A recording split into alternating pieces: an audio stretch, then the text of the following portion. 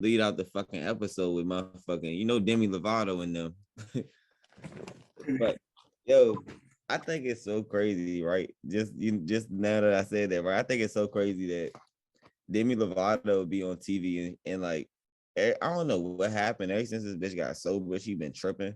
Cause like she like, oh, don't call extraterrestrials aliens and da da da da. Like you got all the time to sit down and fight for shit like that about us giving extraterrestrials a certain level of respect, bro. It's literally black people out there don't dying daily. You talking about some Episode motherfucker? 79 too, by the way, too. 79. Huh? It's 79, by the way, episode Oh, 79. this episode 39? All right. We can go ahead and go back in the yeah at the end of this so we can have that.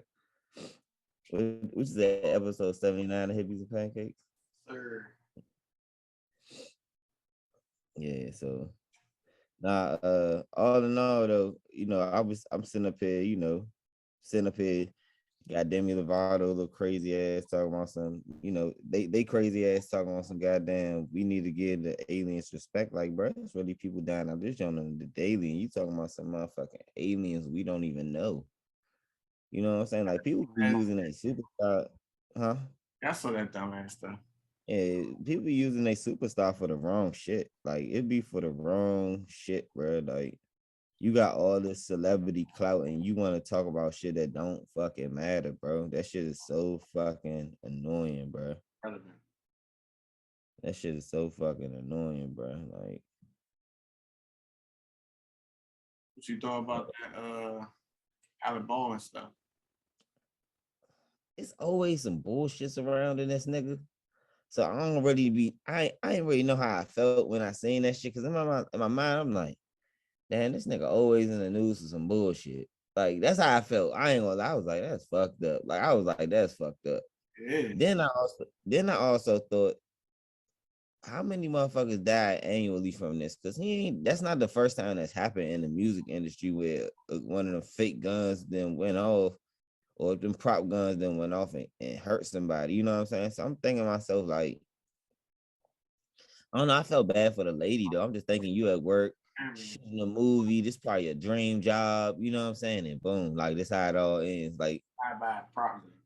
yeah, by a problem. Like who? How? Like that's some Final Destination preordained stuff right there. Like that had to be your way to die. No funny. Like no matter what you was doing in your life, that just had to be her way to go out. But I'm thinking to myself, like, is they gonna still bring the movie out? That's what I was thinking. Like, I don't think we should drop. I don't know. It'd be kind of fucked up. Like they still drop the movie, even though, like, I don't know. but dang, you know how much money go into producing the movie though, bro, for them to scrap it. It do me millions of dollars. It'd be millions of dollars, and then you gotta think this a movie with Alec Baldwin, nigga. That's Boss Baby. Like, so He funny. That's the shot the that's gun too. huh? He the one that shot the gun. Yeah, that's what I'm saying. That's the voice of Boss Baby though. You know what I'm saying? Like that's Alec Baldwin is Boss Baby. So I mean, I don't know, man. I feel bad shit though. I feel bad for the dude who lost his wife and the mom that the kids that lost their mom. I feel bad for that shit. I think that shit crazy, but I ain't really had too much this like. I didn't really have a take on that, like for real. For even when I see it, like I don't even go and like research it. It's kind of like cut and dry. It's no mystery who killed who. You know what I'm saying? Like we know who did it. Like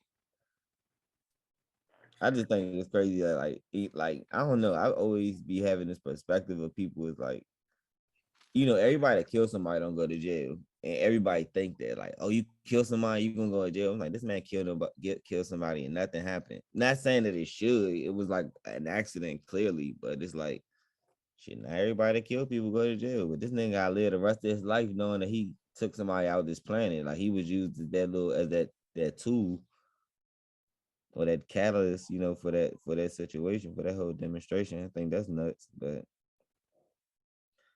hey. God gonna use you how he gonna use you, I guess. I sent you some other shit. I've been sending you stories though. We can go into this motherfucker. Look now.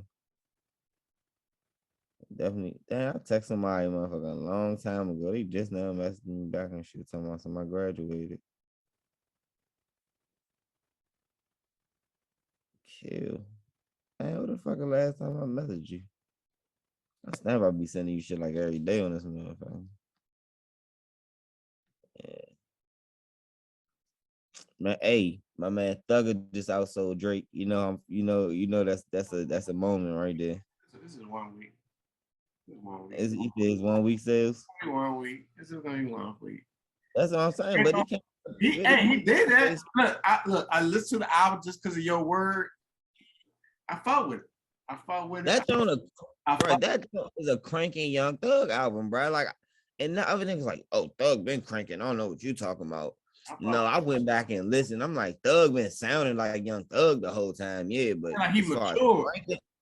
Huh? It's like it's a mature Young Thug. Yeah, bro. Exactly what I said. Like this jump right here was like this seemed like an album where a nigga went in there. Even if we freestyling, it's personal and you can sense it. Like you can, if you listen to any of the songs, bro, he got this song on here called Road Raging, right? I done heard the song. I listened to the album 1,000 times. I ain't know what the fuck Road Raging was talking about till like the 20th time I listened to it and heard what he was saying. This nigga said, these niggas on the sideline, they want me to fall. But I'm road raging to the millions if I gotta crawl. Bruh, do you know how heavy that is for a nigga, for a hustling nigga to hear something like that? Like I'm road raging to these millions if I gotta crawl that, bruh. I'm like, oh yeah, Thug somewhere else, bro. His little songs like this, it be the little slick shit. Like everybody don't really pay attention. Like I noticed that his style real playful for real too. Like it's light, you know what I'm saying? It's light, but it's like it's heavy. Like But the bars be jack heavy, you know what I'm saying? Cause how he coming for real, for real. I'm like, yeah. I ain't even gonna lie. Now I want to hear this next Gunna album. Hopefully it can have the same feel where I get to hit who Gunna is and it's not all party and drip. Like that shit cool, but it's like, bro, who the fuck is this rap nigga? You know what I'm saying? Like, can we get back to being rap niggas? Like, all right, y'all got all the drip. Everybody want to dress like us. Look at the fucking Mellow Ball. Like everybody want to dress like rap niggas. You know what I'm saying? If it's gonna be the colors, it's gonna be the chains, it's gonna be the cars, they're gonna be like rap niggas, bro. Nobody want to be these other professionals no more. So we get it. But yeah, that's facts. That fucking album though, I ain't gonna lie. I really can say I thought I was gassing it, but he jive like his album jive like up there with talks like, you know, who had great albums, J. Cole, Young Thug, like he up there, bro. And the thing is, he get enough respect that, you know, Cole respect this nigga. Like Cole's on the tracks, you know what I'm saying? You know, Cole already been said he wasn't doing no more features after he just went on his run. With the year he did a song with 21 was his run for all the features and shit. Yeah. Like niggas be trying to act like J. Cole, not Jay-Z for real. Ooh. Hey, you saw what J. Cole said? Talking about if he in the West, he's the best rapper out there. He said if he in the West, he the best rapper out there. Yeah. You know he's talking. You know he's sending shots. What are you talking about? Kung Fu. Trying to wake that beast up. Huh? Trying to wake that beast called Kendrick Lamar up. Yeah, he talking to Kung Fu Kenny, man. Look, I'm trying to tell you, when Kendrick drop, the world gonna stop. Bruh, it's not gonna be easy though, bruh. Listen. I ain't gonna say nothing else. Listen.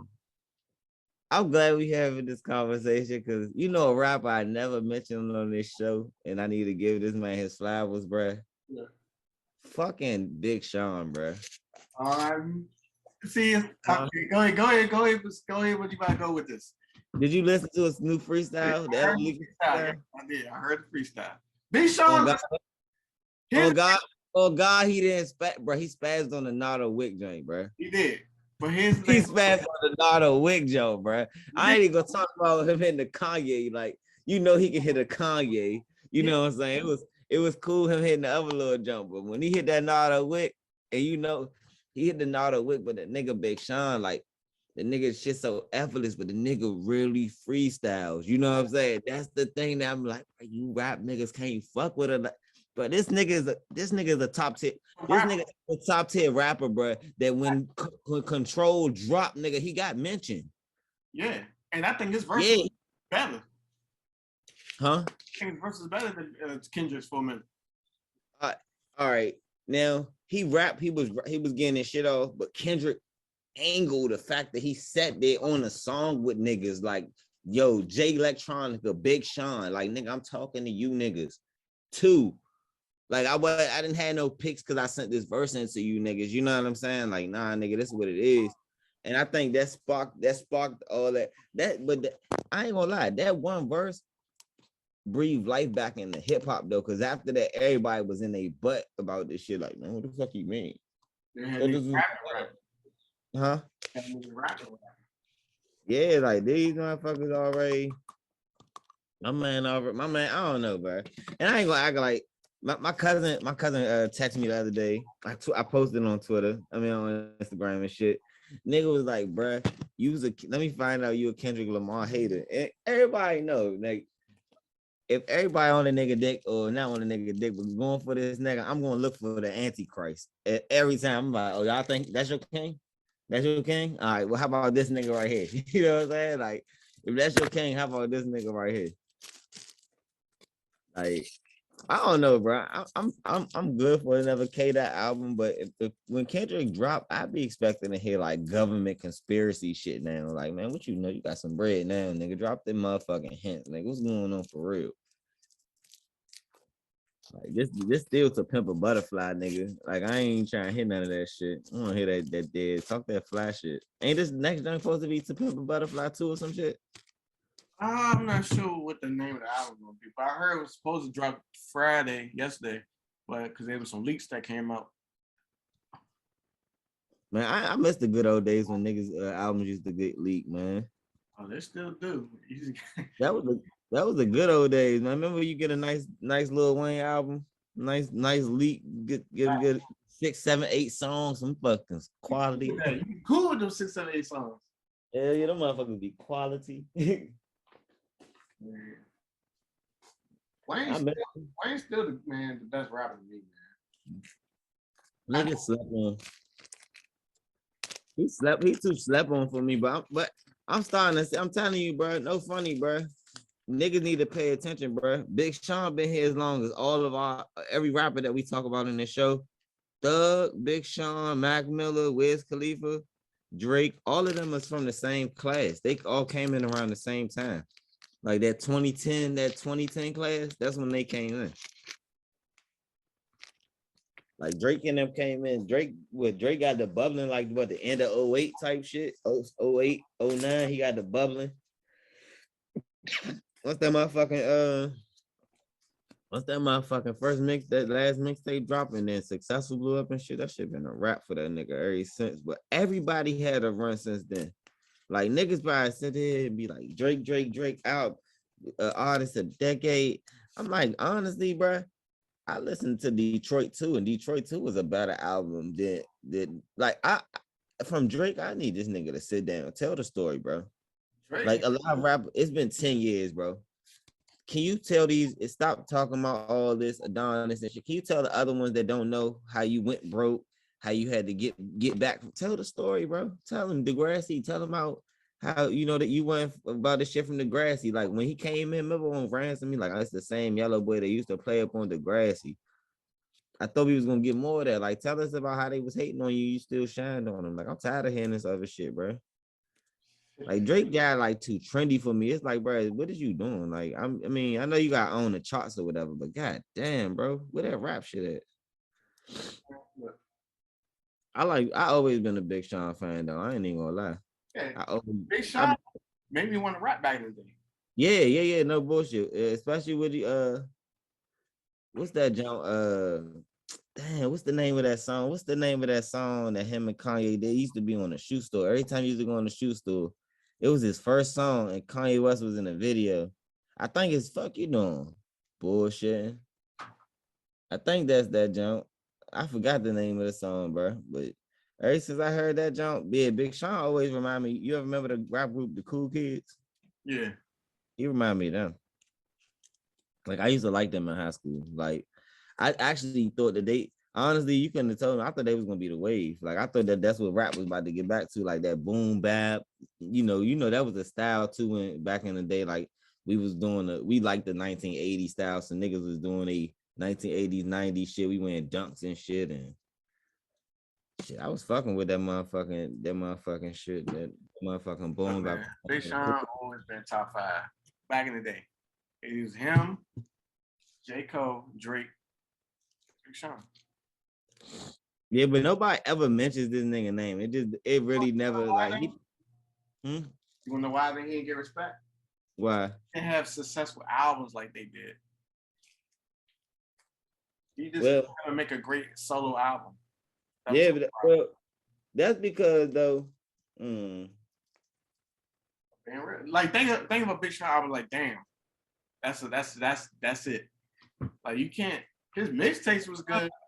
I'm not gonna lie, bro. I'm telling you, when this nigga was dropping, I was literally listening to this nigga like Finally Famous and shit. I was listening to the whole albums. You know what I'm saying? Like, I'm literally listening to Finally Famous albums when they coming out. Like, I lied to you. I just was listening to Detroit 2. Like, Detroit 2 is literally a good mental health album. If no one knows, like, if you going through shit mentally, go listen to that joint. You feel me? Like, he got Zen the fuck out on this joint. He got this song called Lucky Me. You know what I'm saying? Lucky Me is one of them joints when my mental health, I feel like is being disturbed. I go listen to this joint. And if you listen to this shit, you know, it give you a lot to be grateful for. He even talk about how, you know, at 19, he was diagnosed with a heart disease. He went, Western medicine ain't work. They prescribed him magnesium, come back, you know, he better.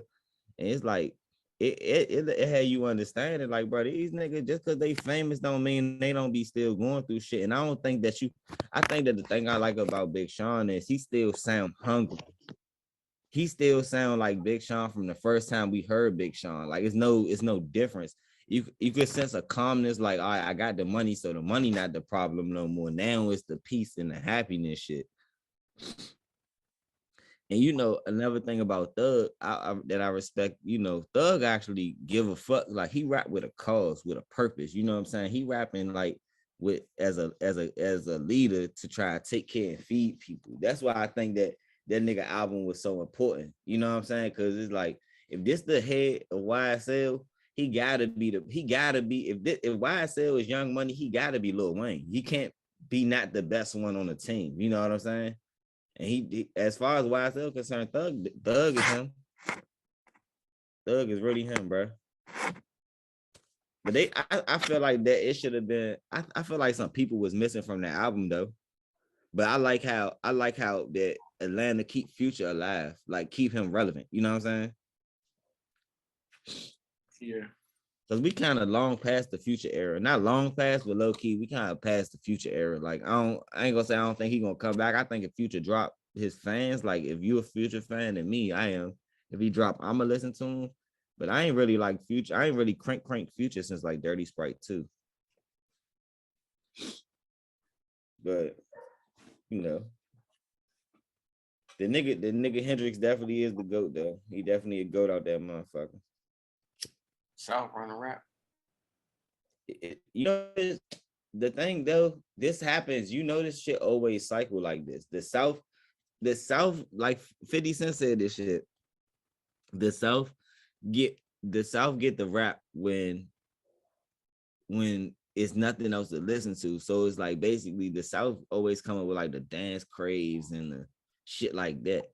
They never been really known for like a true lyricism like that. You feel what I'm saying? Really, that's New York thing.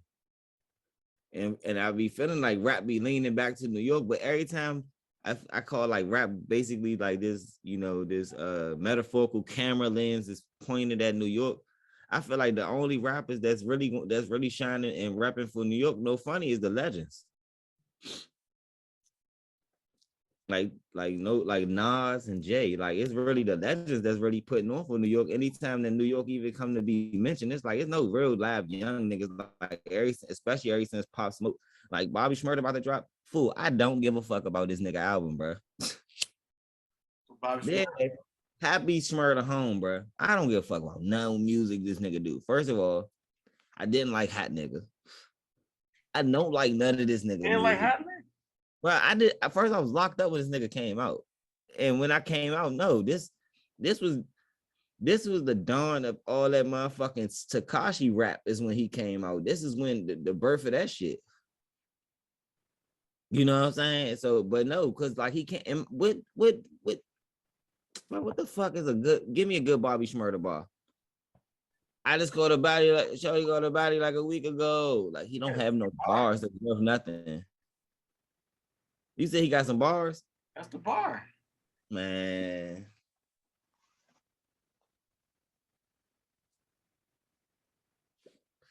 That's not a bar, bro. I mean, he's not a lyrical rapper. I mean, he's like drill rap. Can't tell me that because I told you that I listen to fucking I fuck with the drill rappers. My favorite drill rapper right now from New York, Favi, bro. Favi. Ever since I did not really like him too much until the Kanye album. And for some reason, that Kanye album made the drill sound. I can understand it. It's the same, like it's like this new music, no fun. It's an acquired taste. Like Young Thug been dropping albums for a minute.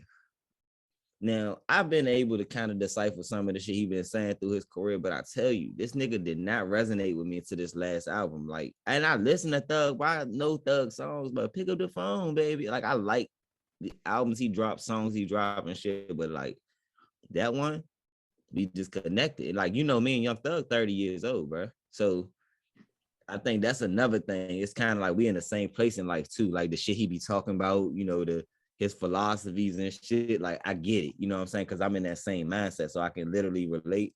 But like these other niggas, bro, I'm not. Come on, bro. I ain't hearing that shit. Fabio Foreign though, man. You know he just came home too. So he just dropped the new jail song and little shit. So I got to, you know, get to see niggas like these niggas get the right exposure, I guess, or link up with the right person on the track is how I really start fucking with them. But like them other niggas, bro, like even another nigga I listen to, Rowdy Rebel. I like Rowdy. So it ain't really that it's that era of music. Like, bro, Bobby not him to me, bro. I'm just saying, like, Rowdy really be rapping for real. Like, I don't even know what Bobby Shmurda be talking about, bro. All the nigga do is this.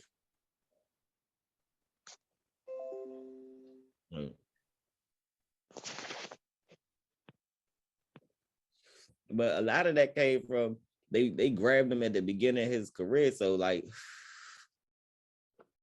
in his mind, he might be stuck in a certain sound thinking that he got to sound a certain way.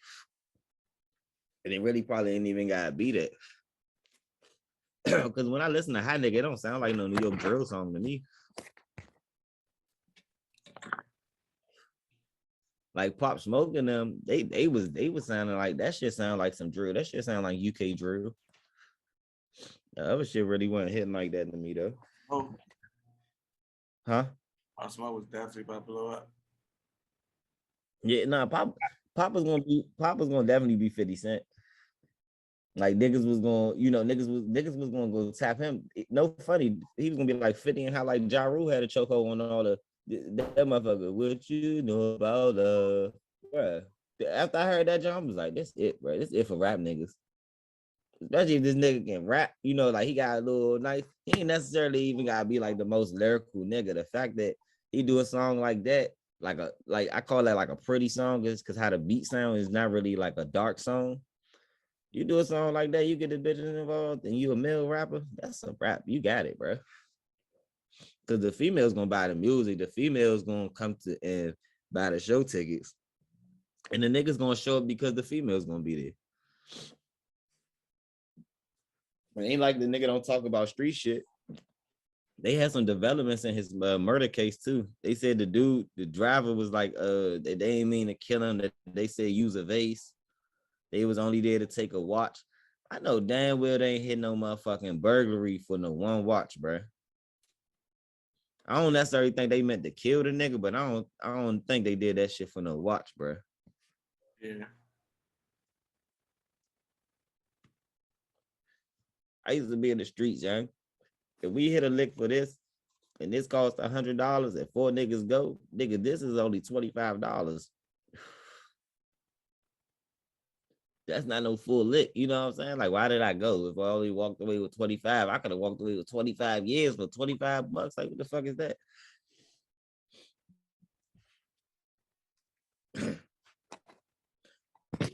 Shit showed up. Damn. And they said my man Fat Joe said little baby is the baby is the Tupac of this generation. Yeah, he kind of clarified it though, because everybody was on his back about it. What did he say to clear that up? As to why he said it. Always in the news. Oh yeah.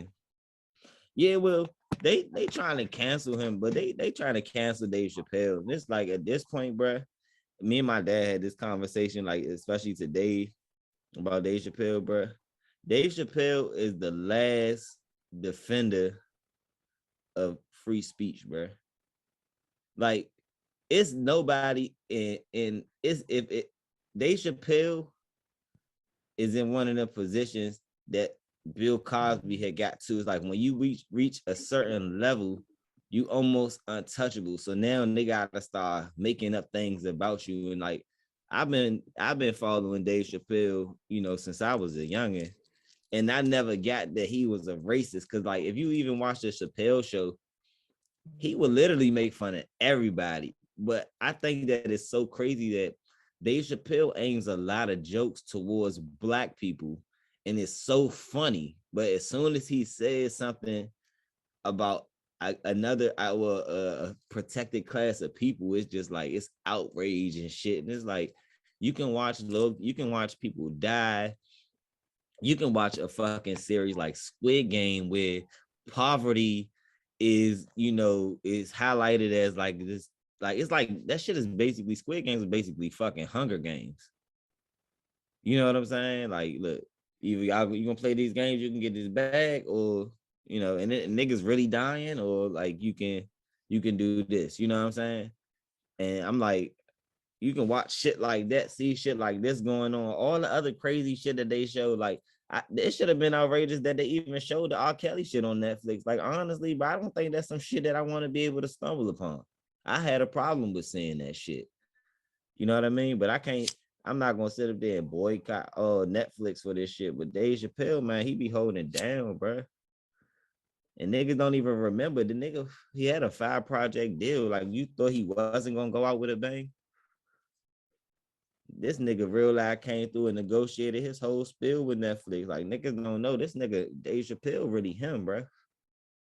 And he got a lot of support from a lot of the industry. Like he one of them niggas that can't get canceled, yeah. There ain't no canceling this nigga, bro. This nigga Dave Chappelle probably can run for president. Okay. I'll fuck with it. We already had Trump in office. I can fuck with Dave Chappelle as the president. I can trust this nigga that when there's tension with another country for him to go over there, crack some jokes, do a show, and solve the problem instead of us having to fight about everything. The Rock. Send the president over there on tour. Fuck it.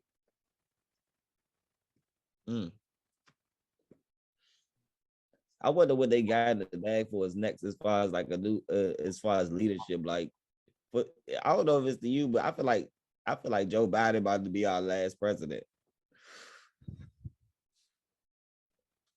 I don't even know why I feel that way. I just feel like this nigga the last president. Like, bro, we ain't gonna have no more president after Trump, bro. This shit is going downhill, bro.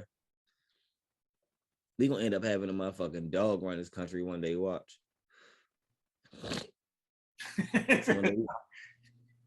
No bullshit. I can see that shit happening, bro. They gonna have a fucking dog running this country, bro. Like, it's so fucking sickening where we're headed, bro. Like,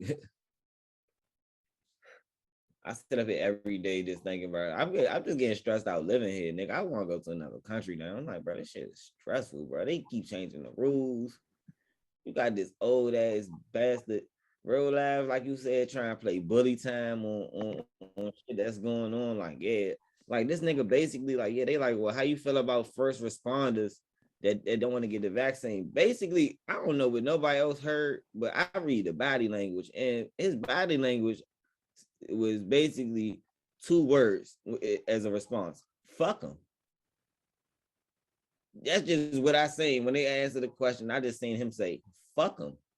Like the same niggas that was on the front line this whole time. Like, not you remember that during the pandemic, how big of a story it was, that how many first responders we was losing just for working in a hospital, you know what I'm saying? Taking care of motherfuckers that got this shit. Now you basically saying, that's like saying, bro, that's the same as saying, fuck the first responders that responded to the 9/11 attacks. That's the same as that. Like, that's the exact same as that. Like, I'm talking about, that's like the Avengers saving the fucking world, and you just like, man, fuck them. Lock their ass. That's wild.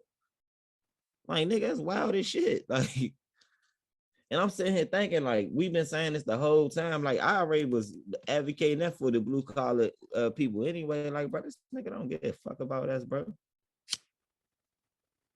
This nigga don't give two shits about us, bro.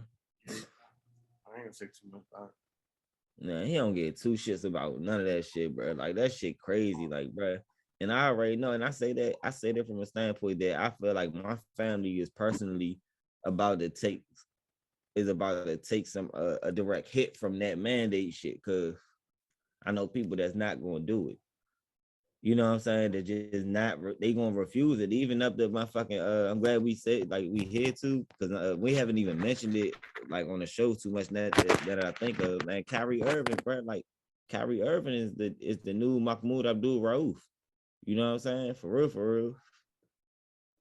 Like, the way even down to him being Muslim and wearing it proudly and carrying it, you know what I'm saying, carrying that with pride, you know what I'm saying?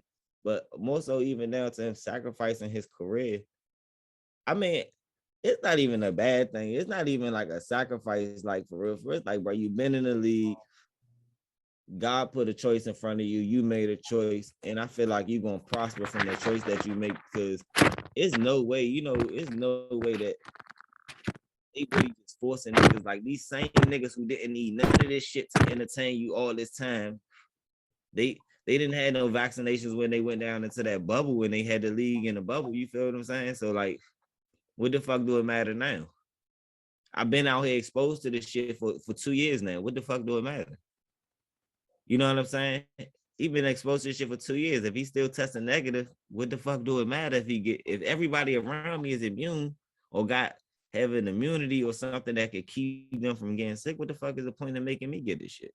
Because that's how I feel. Because I feel like I'm about to be one of the people out here that's gonna be outside. I'm gonna have to be outside of the network if they mandate that shit. Because I've been applying for new jobs, right?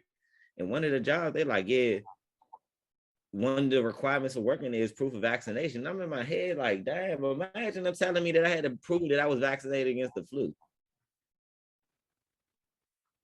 Like, that's intrusive as fuck, bro.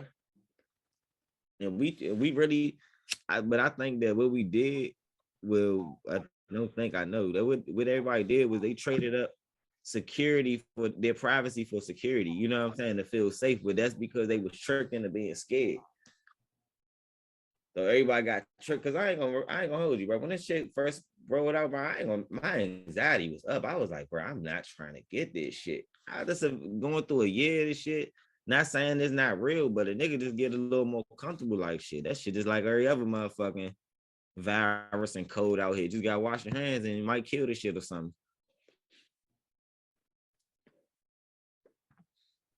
I don't know what a nigga gonna do. Your job make you get that shit? I mean, I got it just to get it. Man, if you grow another arm, bro, tell me, bro. That's if you turn into a zombie, bro, I'm not gonna lie, bro. This all the strength that you, my man. If you turn into a zombie, I'll make sure that I kill you and not nobody else. My job made me get it. Yeah, man, y'all turn into zombies, man. I tell you, I'm gonna tell y'all for it, so nobody else gotta do it. I see every season of Walking Dead.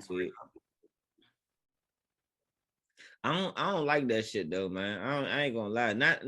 Not that I got this like big conspiracy is like nano chips and all this shit. Like that could very well be true. It's just like I think it's the choice. And if you heard another thing about Biden's speech that stood out to me is he laughed, he scoffed, not laughed, he scoffed at freedom. like some people make it about freedom. Freedom. What the fuck you mean? Freedom, nigga. Ain't that what the fuck our very country is founded on? Freedom. Like, yeah, with the freedom of choice.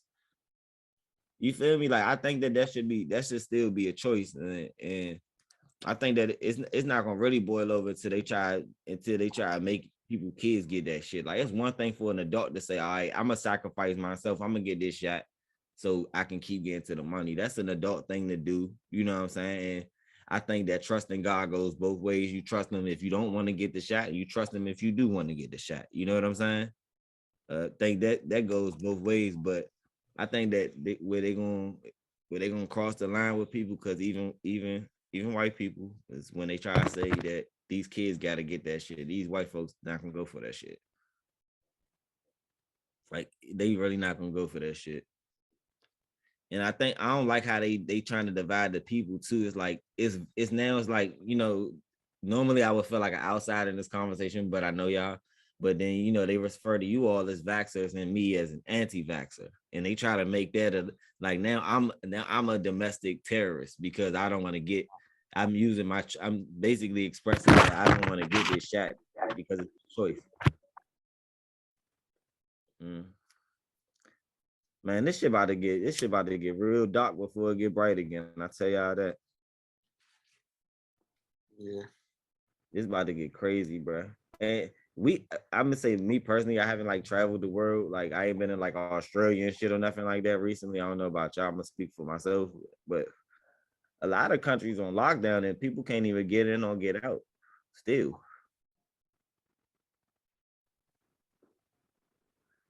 The world ain't really what niggas be trying to make it, but America try to get back open for business because they don't want to pay out their bread to take care of their people, but then they gonna control who get to go and do what. I ain't never think we was gonna get to the day where a nigga had to real life fight to be a slave. Like, nigga is making the decision to real life be a slave, and basically what I mean is to go and take care of what they gotta give. They gotta get a fucking shot just to go and be a part of the system in the process if they want an equal shot at surviving. But they not even gonna pay these motherfuckers if they don't want to get the shot and don't come to work.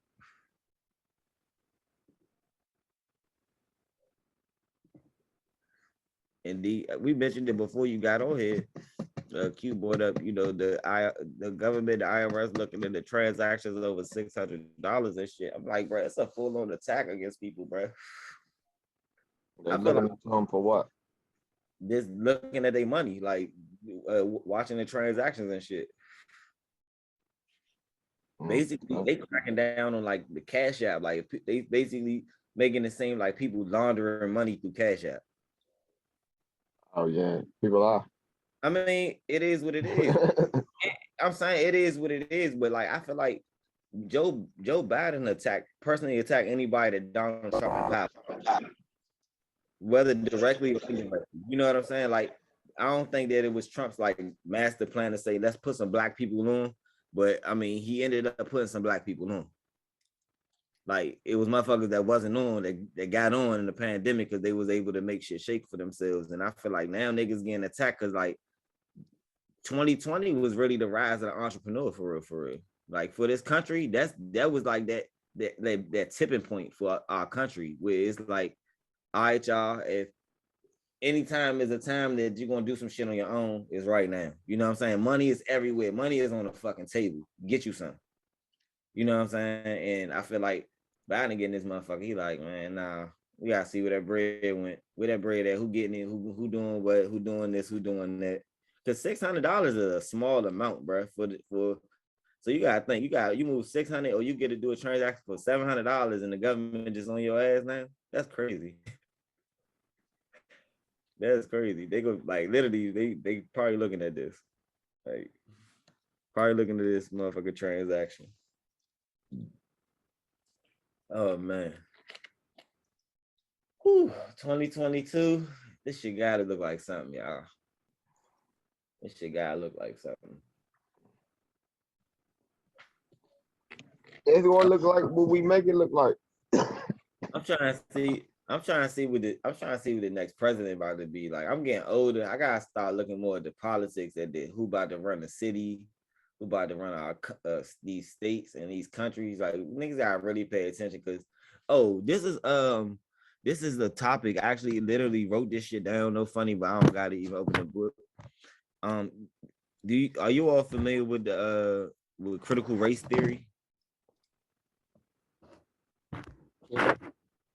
Y'all ever heard of basically the ideology like critical race theory? Basically, with them, basically it's the truth about what happened in the history in America. Basically, is what it is. But what they try to say, like they Condoleezza Rice, if y'all not familiar with her, she was like a Secretary of State or some shit, during the Bush administration, and she was basically like that they shouldn't be teaching a certain thing in school, critical race theory being like that we come from slavery, that we went through Jim Crow, that that it's basically the idea of systemic racism should not be taught because white children should not be taught to feel bad about basically shit that they didn't do. Yeah and no, because I don't think that we should say it's not your fault that this happened, but it is a truth that this happens, and I think that need to be taught in schools. You know what I'm saying? And I think that the government they really be trying to shy away and separate the truth from the education system because they don't want the kids to get hip and think that they gonna and fight like hell to change what's going on, because this ain't 1950 where it's not a black kid and a white kid sitting in the classroom. It's literally 2021 where like this little white kid's very best friend and his whole world is a black kid. You know what I'm saying? So it's no racism, it's love. You feel me? And they figure if they educate the kids on what happened, that it's gonna be some people that's gonna come together and be like, nah, we sorry, y'all. Like, yeah, we didn't enslave y'all, but we gonna free y'all. And they don't want that to be a thing. Because wouldn't that be a motherfucker that the very offspring of the motherfuckers that enslaved black people free black people? Wouldn't that be some shit from a movie? But what you mean by freeing black people? Like that we get to a certain point where, eventually the motherfuckers that's running, I'm gonna speak this raw because I gotta be this way. Eventually the motherfuckers that's in the positions that's been holding these positions for so long, they're gonna die. Their time gonna be up. One way or another, they're gonna die. They're gonna stop doing what they're doing. Something's gonna happen, and it's going to be the end of their run, or even ability to have influence of, and it's gonna be somebody else's turn. And I feel like that, just like the people in the 60s are who would have been our grandparents and great grandparents and shit like that, or whoever they would have been fighting for a certain freedom, but we kind of like push the envelope a little further with the George Floyd riots and shit like that. You know what I'm saying? I think that when I say free black people, I mean that these white kids is going how they band up with us now. Look how they love hip hop, bro. I think that they would just be like, you know what, this is America. I'm not talking about the whole world. I'm literally talking about the descendants of the slave owners being like changing legislation and using their position to be like, or using their white skin to say, you know what, my black friends aren't being treated right.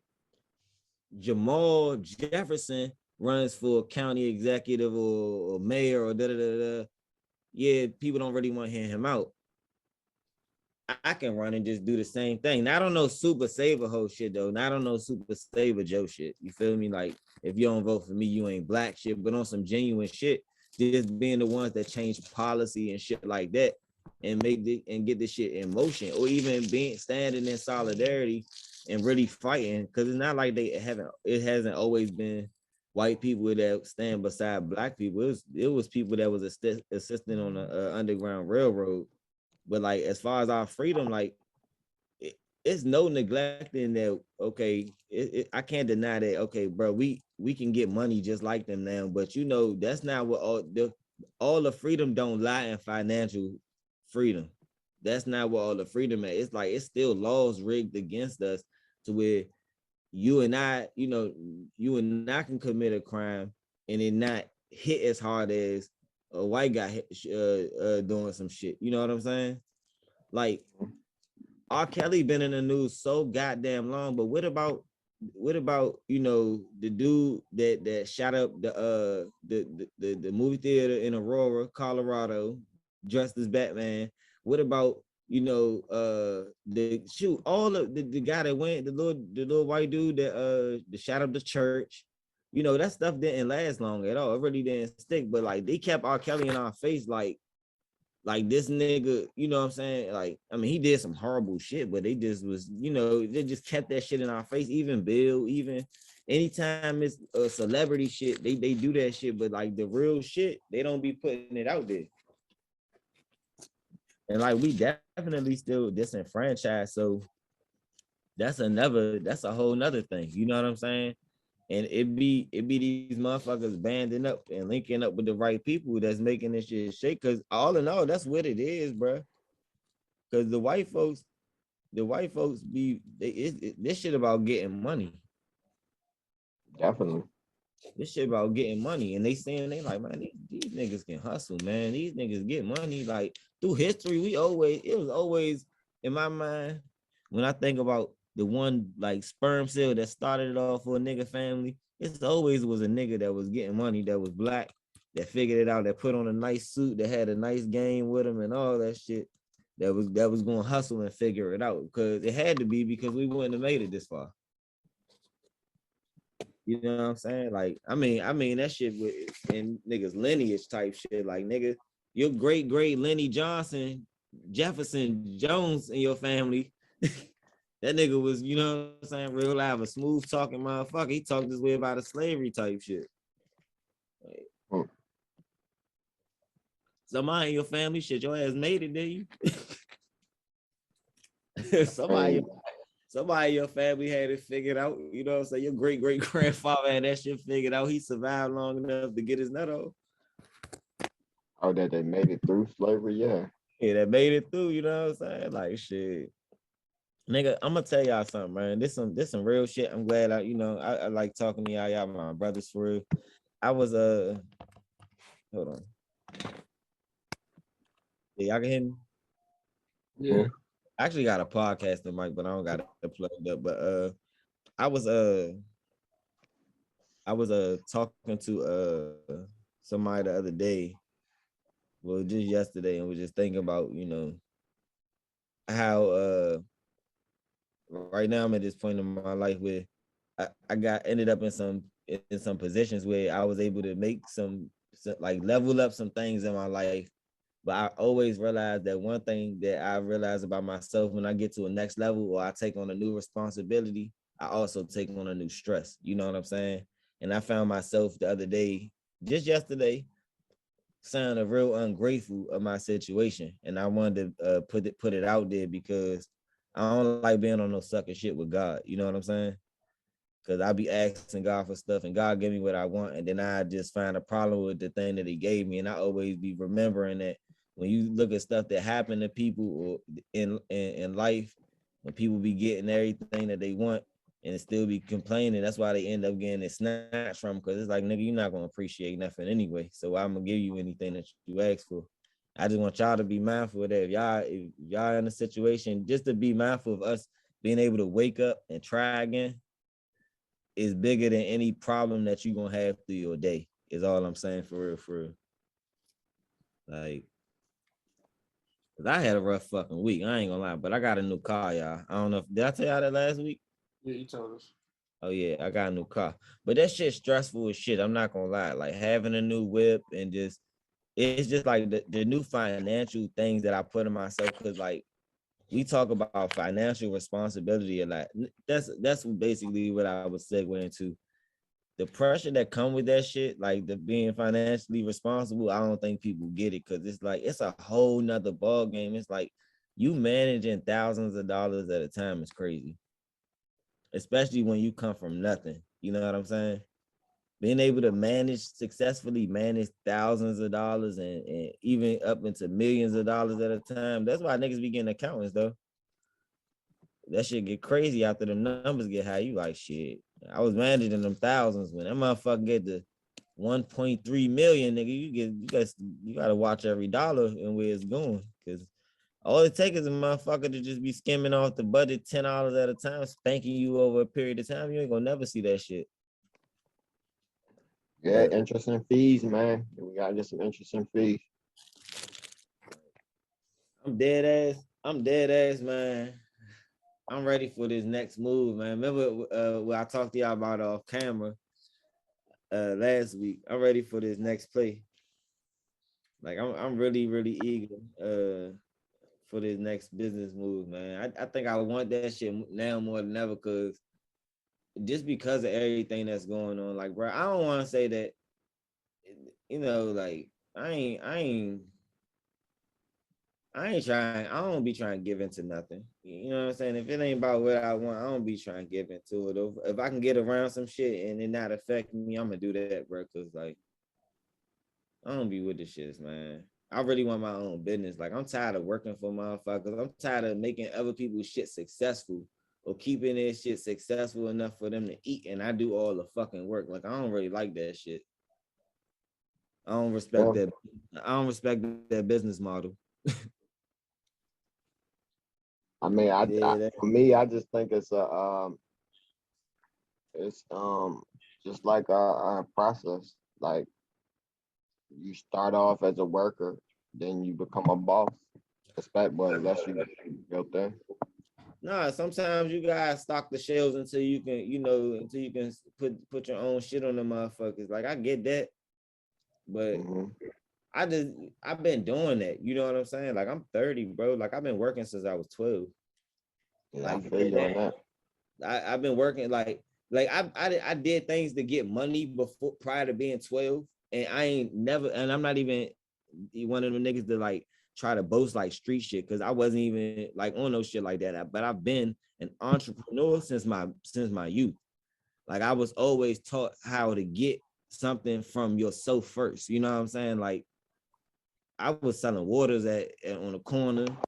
I was selling ices and shit. You know what I'm saying? Like, nigga, I'm at a point of time.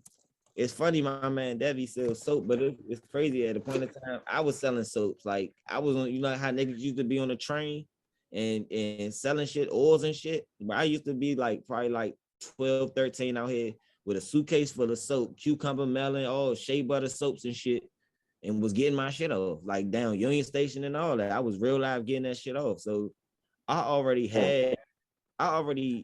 in my mind, I never thought to have a boss because no one taught me to have a boss. So when I did go and get a job, it's like I knew how to play that's my thing. Like I know how to play my part, because I know, like, nigga, I don't want to be here. I don't want to be here at the interview. Like dead ass. I don't give a fuck if they, bruh, a nigga can tell me you gonna make $33 an hour.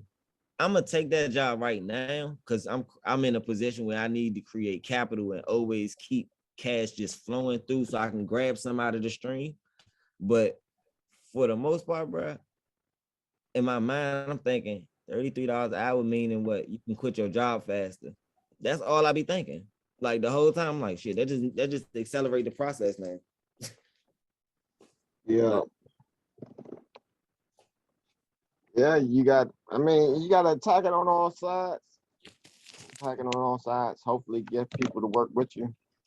Many hands, lift the heavy weight or whatever. Yeah, but shit, that's what I'm like. When you talking about being disenfranchised, I don't think, like, as a people, as a whole, but not as much really. So it's like it's a change. We lived through the shift. I think our parents' generation was disenfranchised really. Like we're coming out of that now, like participating in this country and in politics and fighting our way out that shit though. That's the difference. Like you don't remember before when I was sending shots at our parents' generation, and I said them motherfuckers be taking credit for some shit that they didn't do. Like they be talking about all this stand-up shit that they did, but whole time when they was doing sit-ins and shit, our parents either probably wasn't born. Well, y'all parents probably older than mine. So my parents was born in the 70s. You feel me? My dad was born in 1970. Nigga, you Okay. wasn't marching for nobody. The fuck is you talking about? You wasn't marching for shit. You know what I'm saying? Like the Black Panther Party was probably like 2 years old when you was born, fool. 2, 3, 4 years old when you was born. You know what I'm saying? Like you didn't start the Black Panther Party. Like the fuck, like that. But that's saying that he takes credit for that. But also a note about my dad is eventually he did become a person that stood up and that was on front lines and that was, out here advocating for other people. So it's different for me. Like personally, that's how I even got involved in the talking about politics. But generally, that motherfucking generation that was born in the 70s and 80s, what the fuck did they do? The generation that brought Obama in was our generation. Yeah. Yeah, the vote or die generation, that's us. Yeah, I'm not disagreeing. I mean, they got it the But I worst. get why you say they was more disenfranchised. Now that I said that, it kind of like strengthens your argument when you think about it, because it was like they was more misplaced than anybody for real, for real. Yeah, that's what I'm saying. They came out. They the kids of the what was that? The kids of the revolution. So they're the minds. They will have more heavily affected by just say no. You know what I'm saying? They was outside. They was dealing with all of the bullshit, and they were the ones left behind. They were the kids left behind before No Child Left Behind. Nah, facts. Cause they nah, no funny though. They highest education was just like 8th grade and shit. And it was okay. They was able to go get jobs and shit. Yeah, it was different. So I mean, it's everybody played their part because they facilitated the following generation to be able to make change, to be able to see all of the bullshit, all of the tricks. Like I mean, learning about They were definitely kind of woke. yeah, kind like they they the generation that like they really live without the internet. Like I kind of lived without the internet. You kind of live without the internet. You know what I mean? I don't really remember life without the internet though. I'm not gonna lie to you. See, and that's what I'm saying. So and I'm not a couple years older than you. So like I remember growing up without the internet. So they grew up. I was still a teenager though. Without my teens, I was growing up. Yeah, before the internet, I don't even remember like before cell phones were so like everybody had them, like how they are now. I remember it wasn't always like that. Like I remember I used to have to use a call collect just to call my mom if I ain't had no money on the payphone. Man, just yeah, just watch an old show or anything from the 70s or 80s or anything like that. I mean, not the 70s, from the 90s to like the 90s to 2000. Like watch Seinfeld or Friends or some shit. Their whole premise of the show is shit that wouldn't even happen if you had a cell phone. Yeah. Even Like, bro, I watched Booty Call yesterday, and I was thinking like if these niggas had the internet, that it would probably exactly. like if they redid Booty Call in this era, it would be so crazy. Like it'd be like 10 times funnier, but not as funny because of the shit that they had to go through. Like Booty Call, they go to the store like 4 or 5 times, whereas now a nigga was gonna call like Instacart or some shit. Niggas gonna be ordering it. Exactly. That's what I'm saying. It's like it's like, all right, what we need. Like I'm gonna pick that shit up. I'm gonna order it. It's gonna be ready when I get there, or I'm gonna have that shit delivered. Yeah, cause then Buns would have been getting cheeks the whole movie if they had Instacart, because then it wouldn't have been no reason for them to go to the store. Right, and keep doing that bullshit. Hey, you gotta leave because I gotta leave. And like, nigga, yeah, that shit was like, it's bullshit 1980 shit with y'all. Fuck y'all talking about. right. Call me, fool. Hit my phone, bro. Something happened, hit my phone, bro. Nah, it wasn't even like that. Yeah, Nah, that's what I'm saying. That That's the real big shift. It's not even cell phones as much as smartphones. When motherfuckers had the internet on their phone, it was a wrap. I ain't gonna lie, yeah, you're right, because even when we had regular cell phones, they were still like on a level of basically having like a beeper. First of all, because niggas Yeah, he like wasn't even trying to answer that joint because the minute still was crazy as shit. right, right. That's exactly. But Yeah, then when like that motherfucking smartphone came out they and the still kid internet, back. that's That, when it's wrap. It's a no wrap. kid, no kid bringing back their block phone with Snake on it. Oh yeah, I'm invested in Nokia. I'm with that. Yeah, they about to bring it back for like the 20th or 20 some anniversary shit. They about to bring that joint back for. I think I might want to purchase one because I like them joints. That's what I'm talking about. Run it up. Everybody promote Nokia. Yeah, you see that. You see the play. I heard you, so that's how I ran the play. Sad original kid. Run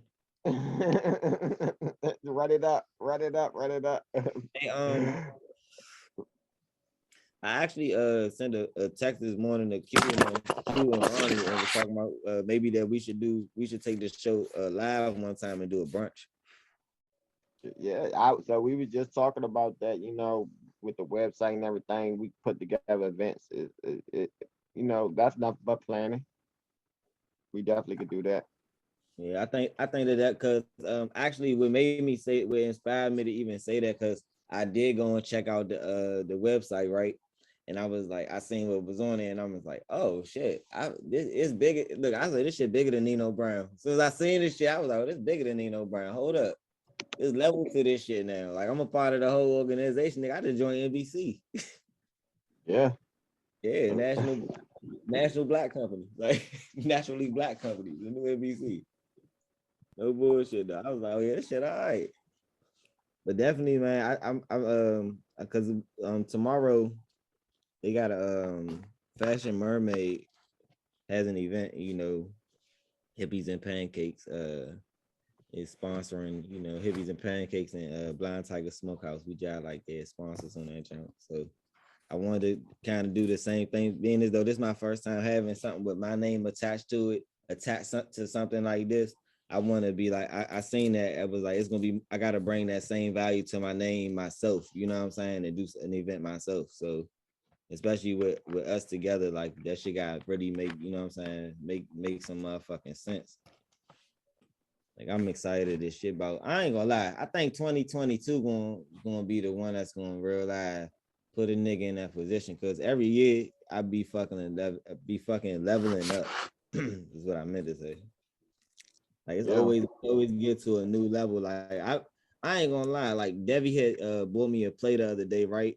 And was talking to me about a play, and I said my response to him was like it was casual, and it might sound dark, like some pessimistic shit to say to a nigga, but like when you run a business, the nigga took it for what my man. He took it for what it was, and it was like I was like basically look for the fuck up in your situation. Look for the fumbles. You know what I'm saying? Wait for the fumble to learn from whatever you got fuck up because this your first time doing this. You know what I'm saying? Don't go into this looking to be automatically successful. That was like literally my advice to him. And I felt like once I said that became my new philosophy. That now I just really be looking at shit like when it's my first time approaching something, I just be like, I gotta be ready to fuck up. You know what I'm saying? Like you can't be afraid to fuck up because when you got that fear fucking up, you ain't gonna never try nothing. Definitely. And you never gonna get it right. You never gonna get it right unless you keep fucking up. Like I ain't gonna lie, bro. I literally had to butt my head so many times on certain things for me to realize, see, like, all right, you gotta do this. But I think that'd be the best thing for me sometimes that I be crashing out because, like, especially when it's with small shit that don't really alter my life too much. And it's just like literally, it just be little lessons. You know what I'm saying? I be fucking with that shit in life because I learned more from my failures than I ever did from automatically gaining success from something. You know what I'm saying?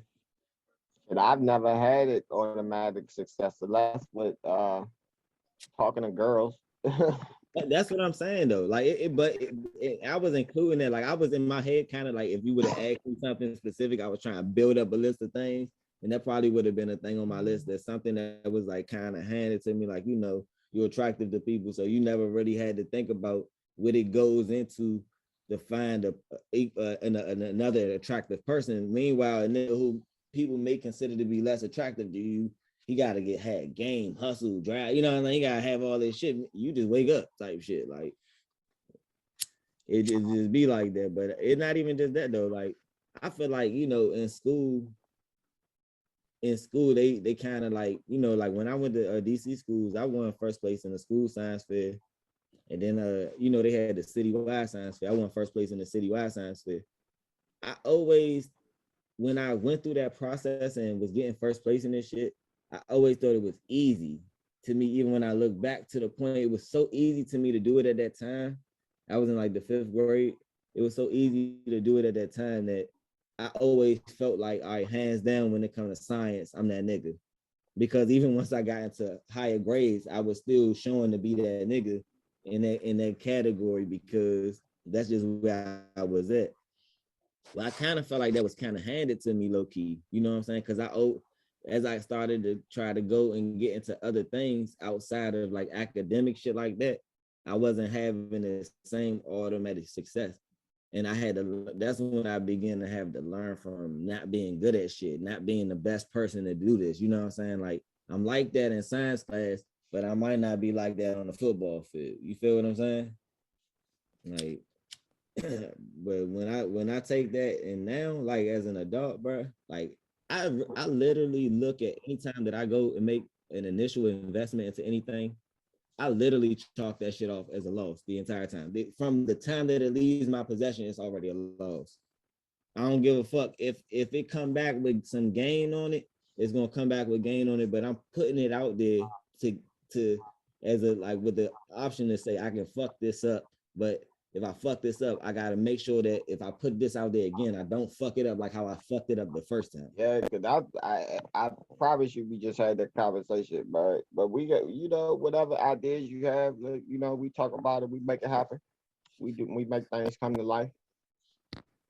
Yeah, nah, that's all it really be though. Like that's really where I've been at with the business shit. Like, bro, I've been trying to put myself in. It's more mindset than everything. All this shit is really just, you gotta have comments and a mindset and be able to manage it all. You know, as big as I want to be, I'm just trying to have to be in the right headspace to be able to be the CEO that I feel like that I want to be. You know what I'm saying?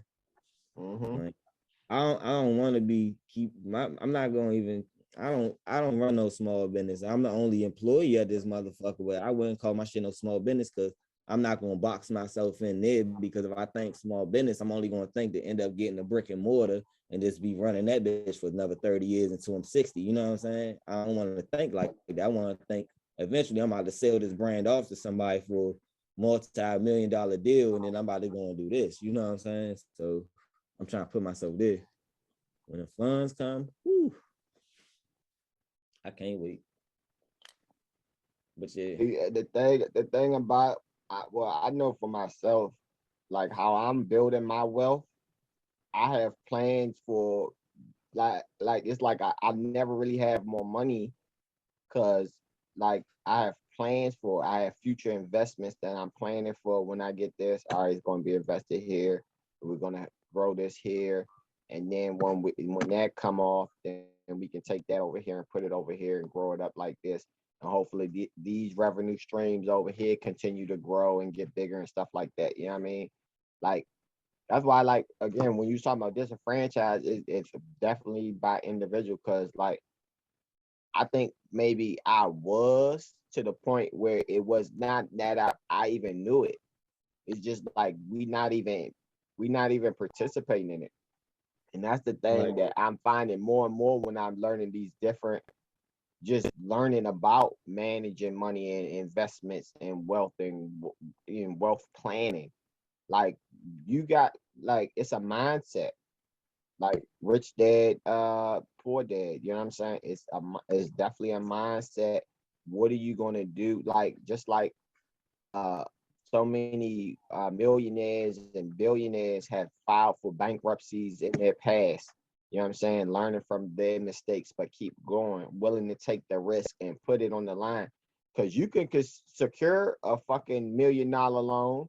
You know what I mean? But you're gonna have to have a plan and coordination and all that. I did this shit, you know what I'm saying? In my 20s, secured $1 million loan from a bank. It's a mindset. Like you got to just put your shit in order to have a plan, because they want to know how the money coming back. And you gotta know how to go in that joint and at least talk the money out their ass though. For real, for real. You gotta Right. be. Yeah. So it's like anything that we want to do, we make it happen. Like we are totally franchised over here. We're cycle breakers. You know what I mean? Like we're cycle breakers and cycle makers, because we breaking the cycle of destruction. We're creating a new cycle of regeneration and growth. You know what I mean? So it's like we stopping this here, and we're transforming it into this here. We're changing our culture. We're recognizing the scars of our past, the shit that all these critical race theory believers think that don't affect them or didn't affect us. You know, we're recognizing it in ourselves. You know, we see the different cultural things. That was the first thing for me. Is like, damn, you could trace back from what happened to the slaves to what you eat in your kitchen.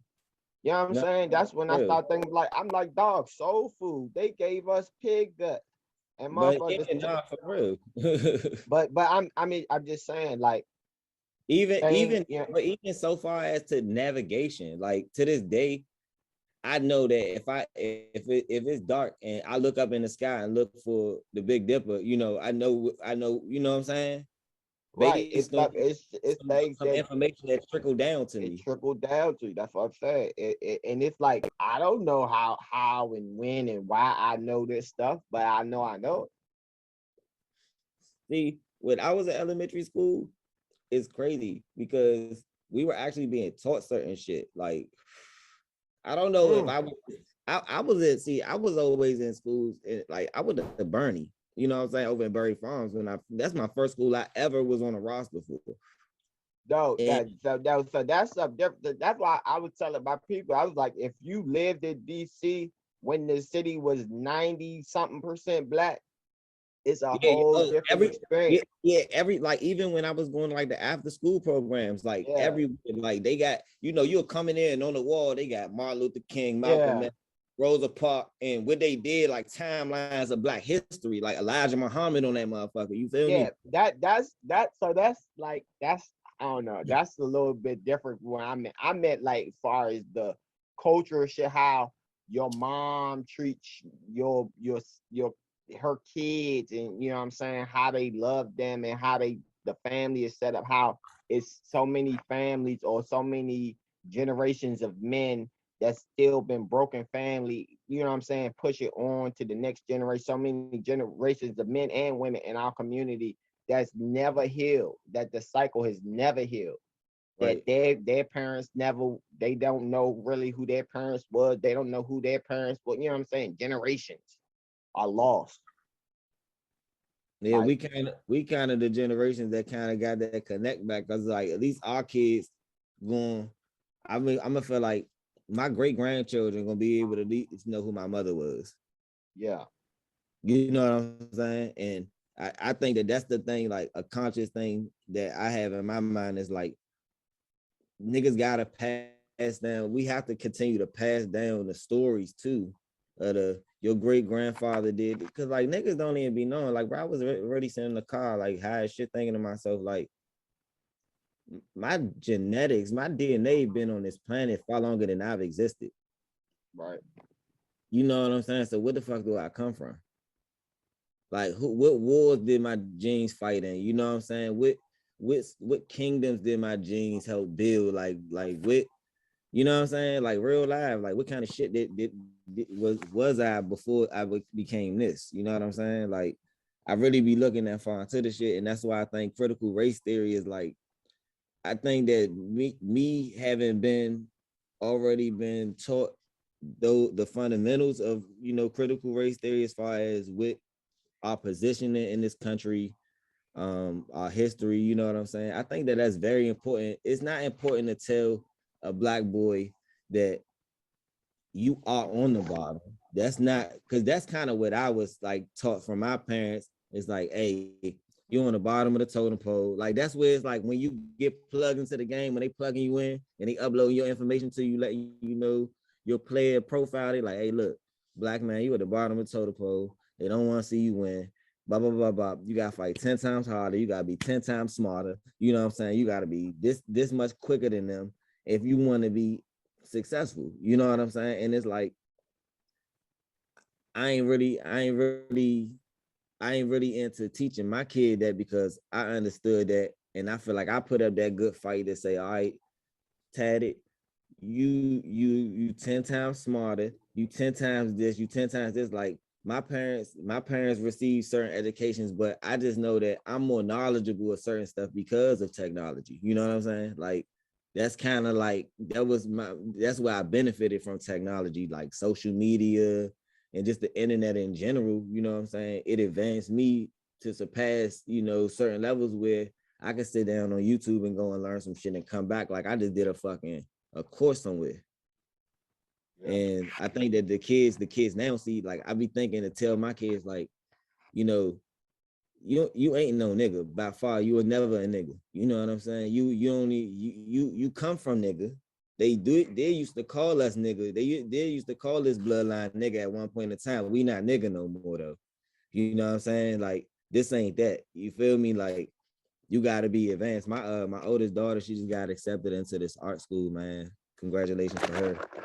She's so excited. Yeah, so and that's a thing. That's my oldest kid, man. And I'm kind of proud of I'm proud of her mom, man, for real. I'm proud of us, period, as far as being, like you said, from this generation, the people that want to break that curse, the positioning, your children. That's when you get to kind of measure success as a person. And I really feel like, like she did her motherfucking thug thizzle, making sure that she positioned our offspring, because that's always been our plan. Like that's been a plan since inception type shit. So I feel like a lot of people, a lot of our families, like we need to all have that same mindset that like automatically, if you're gonna go out here and be doing shit like having kids and shit like that, you need to be thinking that you gotta break the cycle with your seed off rip. That need to be your investment. You know what I'm saying? Because I'm thinking like when my kids go to school and go to college, if they not getting in the scholarships and shit, nigga, I'm gonna be the one investing in their future. And then essentially I'm investing in a doctor, lawyer, or whatever the fuck they want to be. So what I be trying to teach them is to be, if you're gonna be doing something, you need to be good at what the fuck you doing, invest in that shit and be good at it. You know what I'm saying? It ain't no motherfucking, it ain't no point of acting like, you know what I'm saying, you can't master some shit and really get good at it and take over that shit, because you ain't got nothing else to do. You might live to be 100 years old. What the fuck you gonna waste 90 years in the last 10 years trying to get successful? Like, fuck that. I'm thinking about teaching the youngins like how to fucking fly a drone, how to fucking invest in stock, do some shit that you might have fun doing, and like and then the money you make from doing that, motherfucking invest that shit and get your money making money as soon as possible. Like in the Jewish community, the bar mitzvah is generally bat mitzvah generally known when the child is considered to be an adult, or more than that, it's considered to be when the child has to really set forth the plans for their future. You know what I mean? Like that's a critical step. Like we need to instead of these fucking gender reveals, like we need to make it common that when the child is fucking 12 or 13, 12. Like everybody come together, give them $100 for that child to invest and start building towards their future. You know what I mean? Thank you, sir. My daughter about to be 12 in 2 years. I appreciate you for setting me straight on some man shit. I appreciate you for setting me straight for my next big play. You right. You absolutely fucking right. 12 years old. You absolutely fucking right, because that's is when you at your beginning of comprehension. right? Like you need to start planning what you about to do. So you moving with deliberate steps for over these next years because you about to be an adult. So you can be get like, and that's so many businesses, so many millionaires, so many stock millionaires have come from a child. Oh, I invested my bar mitzvah money because they're Hey, gonna come up on a couple thousand, $1,000, and then we need to. I mean, I don't know, man. I just community investment as far as families come up with some type of event where families can come together and invest. Because we'll come together and spend some money, but we won't come together and invest that shit for fuck. I don't know how to do it, and I'm thinking of a way, we but could do like, we could do it like look, you could do it like how we doing it now. We can just start throwing investment parties, bro. We can have motherfuckers coming together, put some bread up to come invest, and then motherfucking entry fee is going towards an investment. I mean, yeah, that sounds like a plan to be like a GoFundMe. Like it's like a AQ, GoFundMe, but it's an event. mark this and cut this part out, because this right here is something that we can build on, that we can make them pay for. We don't let them get this right here. This some intellectual property, because nah, for real, D, that can work. So we can talk about that off camera. Yeah, I just say like we're so like a party, so many birthday parties, fucking reunions, fucking weddings, so many events like we pay tens of thousands of dollars for. Yeah, black bar mitzvahs, bro. No bullshit, bro. We need to start that shit, bro. That need to be something in that. But it's crazy because in Islam, and it's crazy that you say in the Jewish community, because in Islam, that's the thing. When you like 12 years old, that's when you consider the mukallaf, and the mukallaf is a person. It's literally translated to be like a responsible person. You know what I'm saying? And like at 12 years old, by the time you mature with that, your financial process matures with your mental process, you're gonna be like in a better place when you 18 years old. You know what I'm saying? Like, you're supposed to be able to compete by 18, not just now starting to be able to compete. Like, basically at our community, we ain't able to start working till we like 16 for real. Yeah, I just don't. I said like I'm gonna make sure he got some type of professional certification, some type of course he didn't complete it before he's 16, but when he's 14, 15, some type of internet, something he can do online that is no age restriction. Like it's so much shit you can do. Yeah, Like no. like when you have the time and the, what I'm saying, the ability to monetize your time, like I hey, ask Q Ways. I tell them motherfuckers, like y'all playing video games, fucking monetize the shit, record it, and monetize. It's literally industry of that. Not for real. I It's don't like even play everybody video comes games. together and talks trash. All they do, all they got to do is hit record. Yeah, I don't even be playing video games, but I be telling my little brother that shit. Oh, me I'm neither. like, bro, you definitely gotta sit here, and every move you make, you need to be thinking, how can you make money from the moves? You know what I'm saying? Like if you're gonna just be sitting around, this 2021, bro. Like my little brother 18 in the 2020s, bro. Right. Like, nigga, you 18 in the, like, nigga, I was 18 in the 2000s. Nigga, you 18 in the 2020s, niggas, with cars is about to be flying, nigga. They a little closer to flying than they was when I was coming out. Like, the closest thing to a flying car we had was a Benz with a fucking telephone in that bitch, and the screen and the GPS. You feel me? Like, damn, this is nice. Or a BMW, like, damn, this is nice. Now you got a Tesla, nigga. That's what I'm Like, saying. nigga, It's like they don't understand. Like you have the ability to reach like, the world without leaving your house. like, Like if when you I gonna came send the up, motherfucker house, get some bread. yeah, that's what I'm saying. Oh my goodness, if I could stay home and get some bread when I was a teenager, I would never went outside. My parents would have been mad because I would have been I'd have been like, yeah, we need to go and buy a house. Yeah, because it's like, but then you can't, then you can't keep running. you really get to see the effect of the snowball effect, the investments. You know what I'm saying? How compound interest works.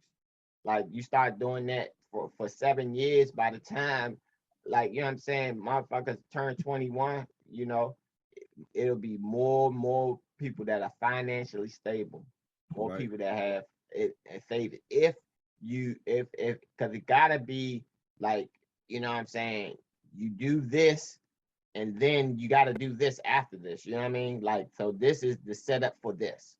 You know what I Right. mean? Like you can't just do this and fuck it off. Like I'm sure if it was, of course, you know, people would be fucking it off, but that's not the goal. The goal is to have that and then show it 5 years later. So if you do it at 13, you gotta have a follow-up 5 years later when it's 18. You know what I mean? Now this has become this, you know what I mean? Right. Like to hold people to a standard.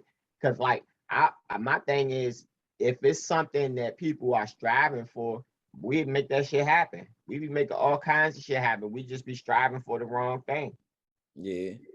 Like we Nah, be trying to do the wrong thing. that's when it comes down to when you gotta play smaller to your tribe. Then it ain't always about the big. Sometimes to serve the big picture, you gotta look at the small picture and real life focusing on what's right here up on you. Oh, I Like definitely. your best idea, bro. I ain't gonna lie, bro. You realize like my mind said as soon as you was like, yeah, 12 years old. I said it when you was like saying the age, I was saying 12 at the same time. Like, you know what? You right, bro. Cause around 12, that's when I really started like being like, all right, on a job, like a little paper chase. Like, man, how the fuck I'm gonna get bread? Cause I remember my mom, that's when phones was like really coming out. Remember I said everybody ain't had one. My friends had started, I think they got like a motherfucker. I told this story before in the podcast. They got like cell phones and shit. Bro, I went and counted pennies, bro. Pennies, my nigga. They wanted $10 for a phone, bro. I counted pennies, bro. And when they got one of them little ugly ass singular phones, but they was just like, nigga, niggas' parents ain't had no cell phone. I was 12 years old. I was like, I'm getting a fucking cell phone. Q, I want, I want a motherfucker to be able to call me while I'm outside. Fuck that. Q got his phone. He was like 7 or 8. That's crazy. Nah, nigga, I was grinding. Mhm. Q, what you had the touch screen? I had a flip phone. Hey, bro, but nah, though, my little brother had a phone. He was, bro, and even my kids though, like they getting phones, like they young as shit, bro. Like That's what I I'm can saying. Look, man. I can FaceTime my second cousins, my little cousins. I can FaceTime them, like no bullshit. Like my cousin's kids, I can FaceTime them straight to their phone. Like they answering tablets. Like nigga, I FaceTime my kids, bro. Like every kid, like I got FaceTime access to. Everybody is an iPhone to their face. Like hey, It's it's like so much access now to, like, you don't know what you have because you grew up with it. So and you're not trained on how to do certain stuff, so you don't even know. I guess it's like the power. You have the power in the palm of your hand. You don't even know it. You know what I mean? Like literally a computer in your hand. Literally. I'm just saying because like I don't believe in the college.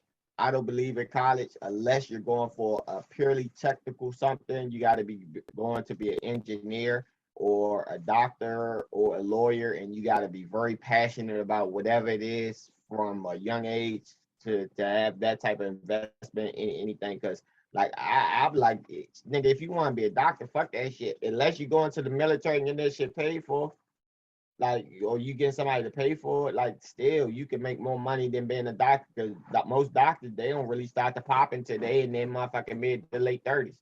Like Cause they gotta pay that debt off. you might as well go to the military and let them do that shit. I'm trying to get motherfuckers. I told man, I don't want to talk about those Military gonna specific make you people. as the best doctor too. They gonna be like, you want to be a doctor? Here go the money. Go ahead. Your But ass. I'm trying to get motherfuckers to be millionaires by the time they was 21 or 18 if they listen. You know what I'm saying? If you really listen, you can do this shit by the time you're 18. But you know, Nah. it's you can't make them drink. But what I always tell everybody, like, you know, I've told Q this shit, like you don't have excuses. So, you know, whatever you are, that's on you. That's on your work ethic. Because you Right. had every opportunity. and I, as parents and adults or whatever, or for me as an elder, I feel like my main responsibility is just to make sure they have the opportunity. You know what I mean? Like what you do with it, you turn 18, all right, it's gonna be on you. But I know you had the opportunity, and I know somebody told you the right shit to do. The shit that I wish somebody would have told me, Right. I know I told you that shit. Nah, no bullshit. That's why, hey man, I be trying to tell, look, anybody that come around me, I'm gonna try to put you in the game. If I see you ain't trying to drink, I'm gonna stop trying to feed you. I'm gonna stop trying to give you water. It ain't that you ain't gonna grow without water, my nigga. Trust me. You don't grow without water. So as soon as I see a nigga ain't ready to drink, I'm like, oh yeah, he'll come back when he ready. But most time, by the time a nigga finna come back and talk to me, I'm talking about something else. So we ain't even talking about that no more. You should have learned that when I was giving that course. You feel me? Like no bullshit. Like it's too much shit out here. I took too many losses for my brothers to do the same shit. That's how I feel. Like I'm like, yeah, I took too many losses already, bro. I'm gonna tell you, shit stinks. Fire's hot. Straight up, shit stink. Fire's hot. Like if you don't believe me, then it is what it is. But I got the burns to show you. no Straight bullshit, up. nigga. I got the. Hey, look, hey, you already know we. I got the burns to show you, nigga. I got the to show you. Like, yeah, so I was sitting there the other day. I was looking at myself. I was like, I looked at myself, just shook my head. I was like, man, you done been places, and I had to get these tattoos. No funny though. I got these tattoos to help remember that shit though. It's crazy because I don't want them no more. Like for the image that I be going for, I don't want like tatted and rich is cool, but it's like, I don't want to be tatted for real like this anymore. But it is what it is.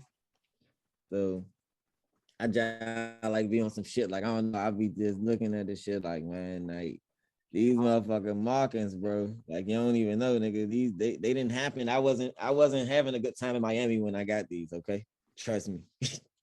Right.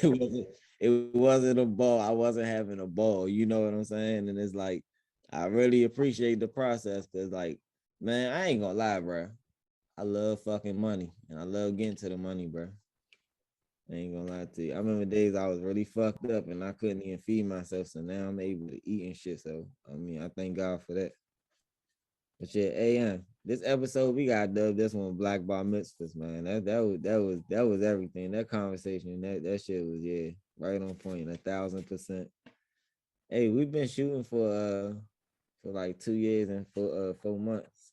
So I'm gonna go ahead and let y'all go. I really appreciate y'all QAs. I really appreciate y'all. Episode 79 of Hippies and Pancakes. All right. Yeah.